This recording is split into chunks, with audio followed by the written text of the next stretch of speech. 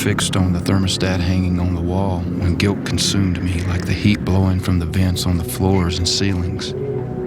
I stood there in the foyer of my warm home, my mind frozen on images of the past.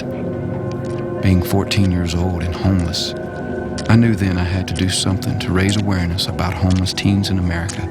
It had to be a grand statement.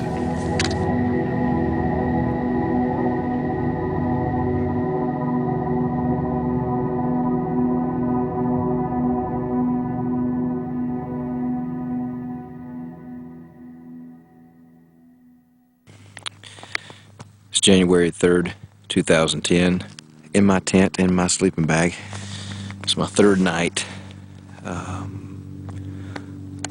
But my light just went out.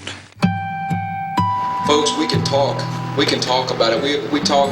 You hear it all the time. The talk, and it's like, when is someone going to literally get up and walk? I did start out January 1st in Nashville, and when I left there, it was cold.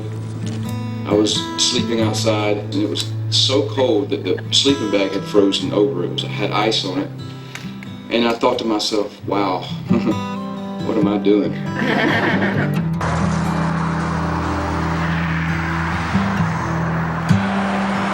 Everybody told me, they said, you probably shouldn't walk through that neighborhood. If it means that I lose everything that I have for the sake of trying to raise awareness one more time in my life, I'll do it. I'm going to do it. And I walked out of Nashville thinking that I'd never return. It's day 8 of Project Meet Me Halfway. As you can tell, it is blistering cold out here. I have been homeless for about a year and a half now. I kind of felt like I was just tossed out in the cold, just sort of thrown under the bus. It was sort of out of the blue. My mom had financial issues. She didn't have the financial means to take care of us. We were literally living on the street, so I was homeless as a little kid too. The thing that we don't do a great job of is acknowledging that they usually come from trauma. And so then everything that we do on top of that, if we haven't addressed those heart pieces, is building more trauma. Because I just kept getting moved from home to home to home, and you're just like, okay, I just want my mom. At first, my mom said I thought it was just a daycare thing, because Mom would drop me off, I'd be there, I'd see her again, so I thought it was just a daycare thing. But then like at 6 is when it hit me like, oh, she's not coming back. So I was scared. It was terrifying. When I was 16 years old, my life changed. The Costners gave me a home. I lived there for 6 years. They made it possible for me to go back to high school, get my college degree, and allowed me to pursue my dream.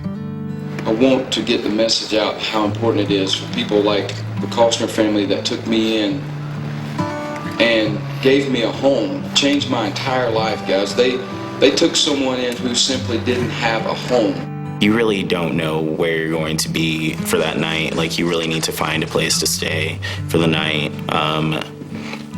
You don't know if you're going to be sleeping outside in the snow or if you're going to be outside in the rain. It's March 8th, 2010, Project Meet Me Halfway. Lieutenant Colonel Garkey came out today to walk with me and went for the rest of the week. The rest of the week. Lieutenant Colonel in the U.S. Army. Came out once before in the middle part of January, and he's out here today to show his support again. Jimmy Wayne talks a lot about how it's not about him, it's about the kids. He's not doing this to bring fame to himself, and we all understand that. And anybody who spends any time listening to him will understand that.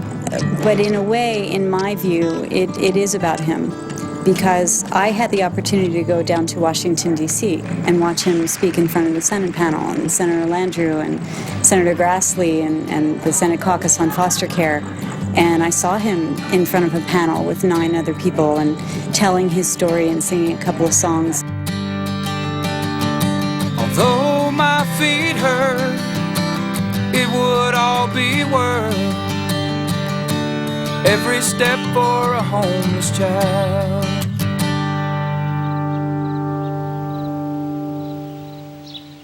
It's May 14th, 2010, Project Meet Me Halfway, out here in somewhere in New Mexico.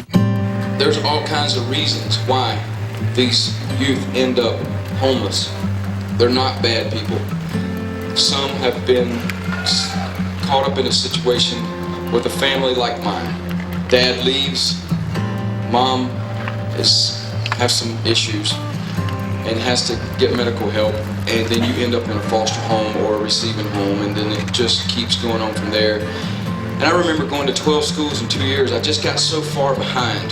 Just ahead of me is some folks that actually drove all the way down from Walton, Kentucky. Ahead, there's some folks that drove down from Virginia. It's about 5:38 p.m. Mountain Time. I'm 10 miles outside of Arizona, here in New Mexico. This marks the 6th month of this journey. Meet me halfway. I've walked from Nashville, Tennessee to right here. People tell you they're going to do this thing to make something happen that makes a difference. But when it comes down to it, it's an empty promise. They don't come through on it. And what amazes me about what Jimmy Wayne has done is that he did it. He had all these challenges, all these opportunities to be like, you know what, I give up. You know, this is an inconvenience for me. This is, you know, hurting me and this, and physically hurting him. But yet he kept doing, he fulfilled that promise. Believe it or not, uphill is a lot easier than going downhill. I was 15 and I had been in the system for 4 years, and my caseworker showed up at my school with all of my stuff in black trash bags and said, "You're moving." And I sat in the school lobby and cried. This is a conversation of how a nation as wealthy and as rich, deeply gifted as we are, takes care of those who don't have the ability to take care of themselves. I worked in a prison for 4 years. I've seen them take care of pedophiles better, and folks that beat kids up and rape kids. I've seen the system take care of them. Why can't they take care of the innocent kids? $1.4 billion would be a general savings if every young person who was challenged and facing one of those systems of care had just one additional year of education. If we could manage to graduate 5% more of them, give them permanent places and give them an opportunity to thrive, you know, everybody benefits. Not hundreds, not thousands, but by the billions of dollars. It's a lot better to actually nurture the youth. Like, just because they've had trouble in their lives doesn't mean that they're completely just spent and useless anymore. Like, if someone were to put out a helping hand to a youth, then they could actually help that person get their life on track. What we'd like to see happen is the age be moved from 18 years old to 21. When I turned 18, I didn't have anybody. You know, I had to go, I had to find my own way. Meet me halfway!